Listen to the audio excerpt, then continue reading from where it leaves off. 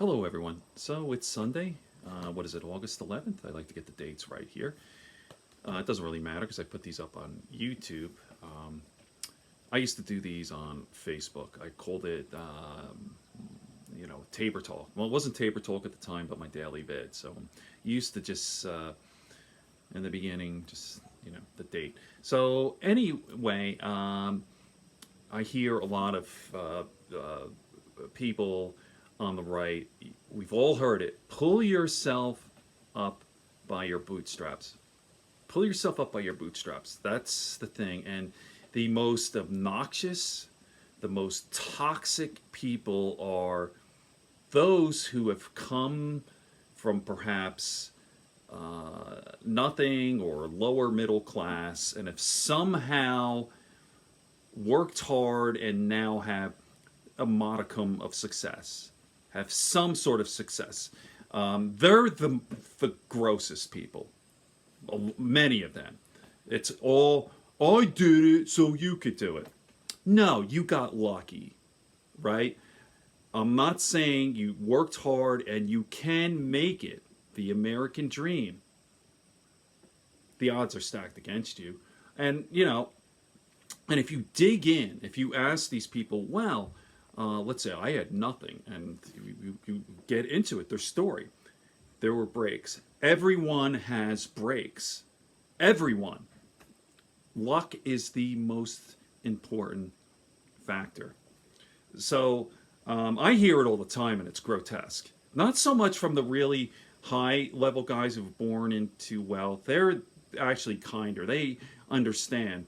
A lot of these guys who are lower middle class, and just to repeat myself, and then they've achieved a little bit of success, and they're like, fuck you, all the time, both black and white.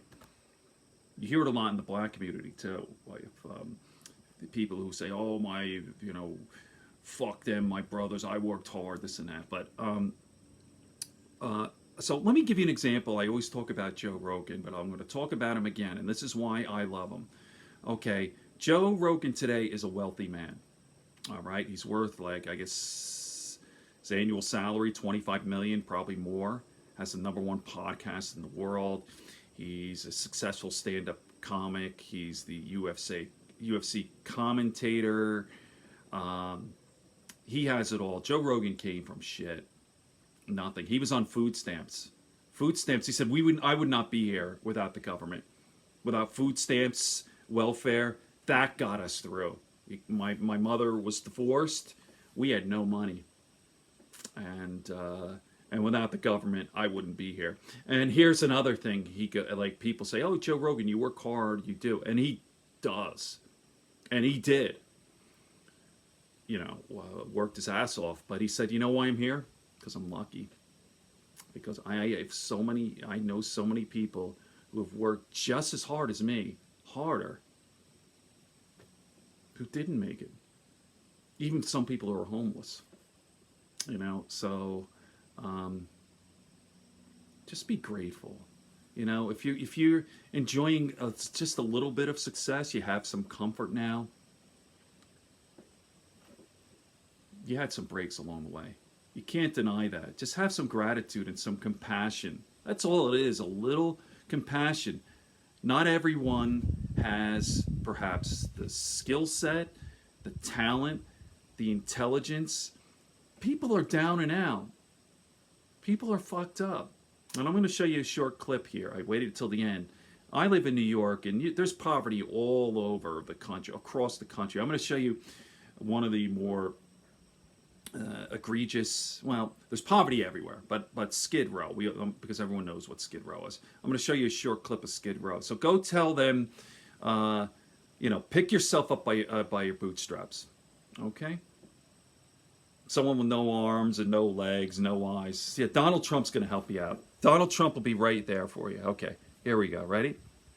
About poverty in Alabama, which was spurred by a report from the United Nations Special Rapporteur on Extreme Poverty and Human Rights, Philip Alston. Alston toured America, spotlighting third world-style poverty in our first world country. NewsHour Weekend Special Correspondent Simon Ostrovsky continues following in Alston's footsteps with a report on poverty in Los Angeles. Supported in part by a grant from the Pulitzer Center on Crisis Reporting, this report is part of our ongoing series about poverty and opportunity in America, Chasing the Dream. Los Angeles, the home of some of the most desirable zip codes in the country. But right at the heart of this wealthy metropolis exist conditions that have been described by the city's own newspaper, the Los Angeles Times, Pull yourself as up a by your national bootstraps. disgrace. One expanse of 50 city blocks is Start an your area own that's become business. synonymous with poverty, crime, and homelessness. It's existed for decades and has dogged successive mayoral administrations that have tried to eradicate it. It's called Skid Row and is home to an estimated 2,000 members of Los Angeles County's homeless community. LA has one of the highest rents in the nation. And the reason why there's so many tents out here is because people can't afford to live in a house. Steve Richardson, who goes by the name General Dogon, is an activist at the LA Community Action Network, which advocates for the city's homeless community. Okay, I'm going to pause this now. I'm not going to play the whole thing. Just go on YouTube, go on Skid Row, or anywhere where you live. In your community, not too far, I'm sure you could find something similar, not unlike this. Now, I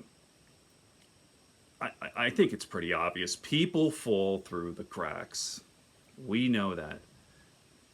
People fall through the cracks. There are some people who, and by the way,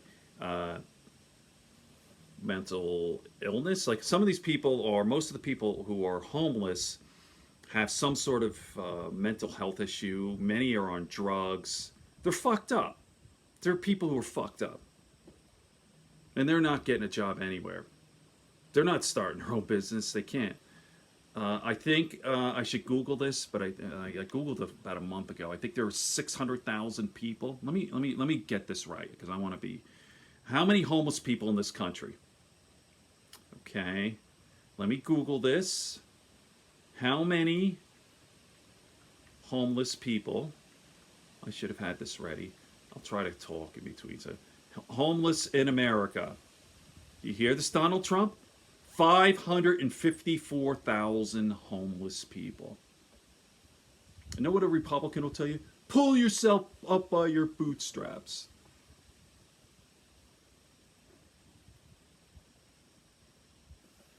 You have no health care? Die. Okay. That's what you'll hear from the GOP. Okay. Have a great day, everyone.